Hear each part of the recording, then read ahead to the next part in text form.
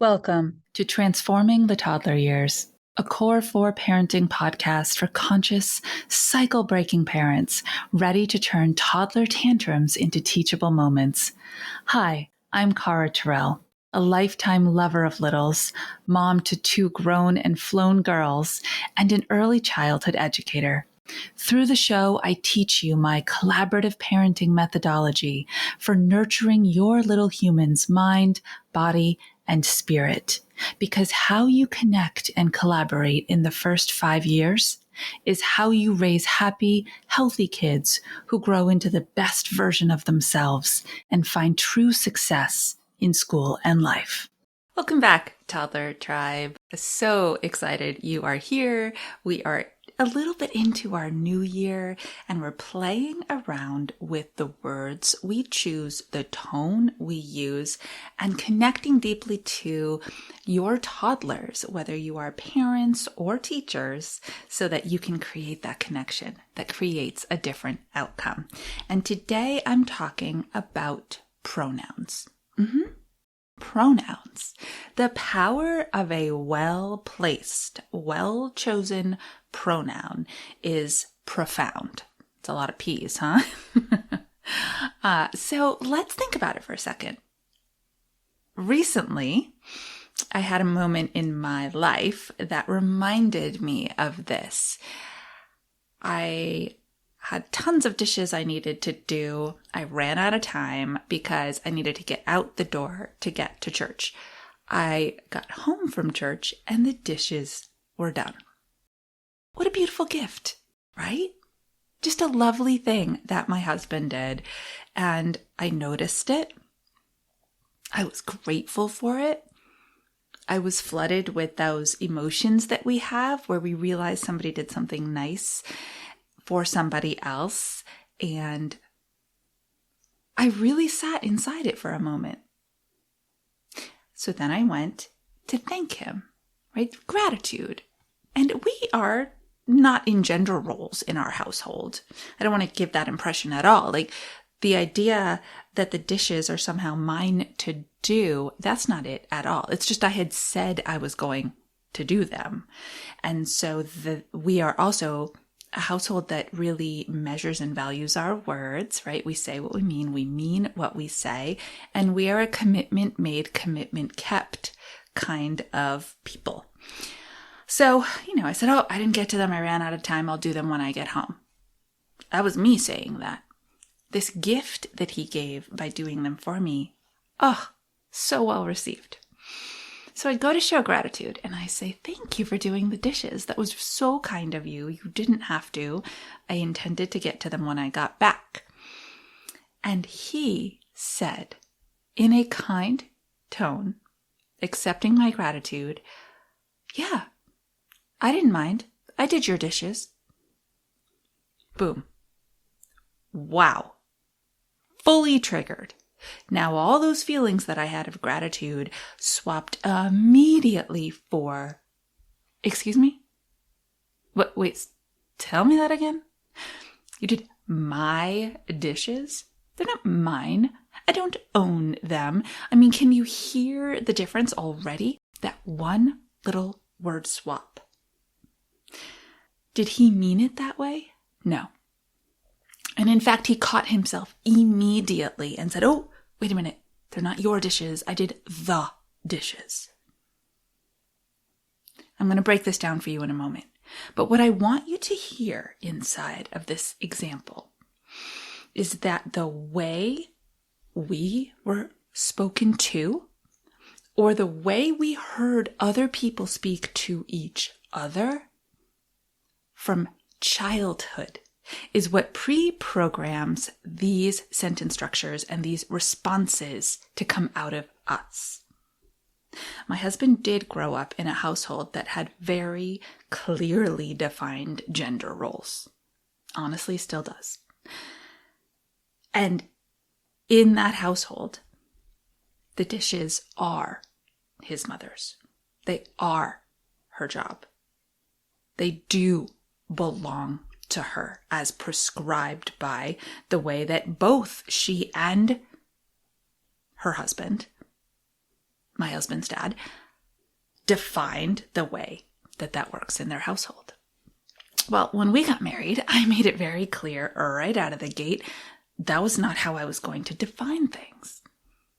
Right? We were a next level couple. We were a next generation couple. We were an elevated couple, and we were going to define things for ourselves, which has been a wonderful journey to be on. And, aside from the fact that I watched him kind of in awe of him growing past those boundaries that were so clear for him, modeled for him as a child, and being willing to recreate it and try something new. I love the way that we share responsibilities. But that old language, that back subconscious phrasing, it's almost impossible to get rid of. Even when you don't mean what the words mean. This is really important. The fact that he caught himself, there's the win, right? That he had awareness of, oh, that's the thing that I say, that doesn't mean what I think it means, and it upsets us. We are in a different way of communicating. We appreciate each other differently. I better fix this. That's the consciousness part of the interaction. And that's what you strive to do when you are engaging in conversation with your kids. Conscious parenting is really about being conscious of the energy you bring to the interaction, the words you bring to the conversation, and the meaning behind them, both how you intend and how they receive. So many of you know I have a background in linguistics, so let's break this down, okay? That one word, I did your dishes. That is a possessive pronoun. Outside of yourself, when you say it to somebody, they own the thing or the experience that you're talking about. I picked up your toys. Is our tone going to be great with that one? Probably not if we're heated, right? I picked up your toys. It was their job, but you needed it done. You did it. And now you are throwing onto them that ownership. And what comes with ownership if we don't feel like we really have done our job? Shame, blame. One word. He swapped it out for an article. A, an, and the. Articles. They're like the no man's land, the neutral zone, right? They have no possession. They just state what things are. A dish, the dishes. Okay? Articles are your new best friend. I picked up the toys. You can still have that tone. If you're so triggered you can't release it, right? That can happen. But the possession isn't there. The inherent hiding, implied blame and shame is not there. They just are what they are. I really would love for you to sit with this. Be kind to yourself. Replay a few interactions that you've had with your kids lately. Listen for where those personal pronouns are sneaking in. And then try to put yourself in their shoes and imagine what it makes them feel. Because here's the other part about ownership of something. When we own something, it develops a part of our identity. Whether we intend it to or not, whether that is a self-evolved, positive confidence boost identity, or a blame and shame and degrading and confidence lack identity. So if we are putting possession on our children and then following it up with they aren't doing what we expect them to do, so therefore they didn't meet the expectation,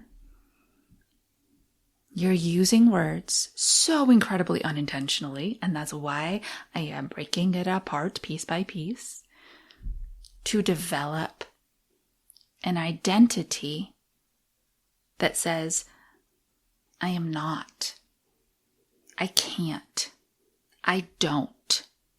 Those negative self-starters, those negative self-talk starters in our brain. Because did you know, as you speak to your children, you are actually forming their brain connections. So there are words that lift us up. There are words that build identity. There are words that break down identity. And then there are words that bypass identity and go to their brain. I recently met someone who introduced me to a brilliant curriculum called Tools of the Mind. You are building the tools that your young human's mind has. Brick by brick, word by word, phoneme by phoneme, sentence by sentence. And it's intentional work. And it only happens if you understand the power of the words that are coming out of your mouth and how to use them intentionally. And that's why I'm here. Did you know we have a newsletter? It goes out every Monday. A short little story to tap you into the podcasts of the week. If you never want to wonder what's on tap here at Transforming the Toddler Years, please go ahead and join the newsletter today. I would be very, very grateful to have you on there and start a conversation to help you craft your words. Until our next episode, stay mindful and proactive as we transform the toddler years.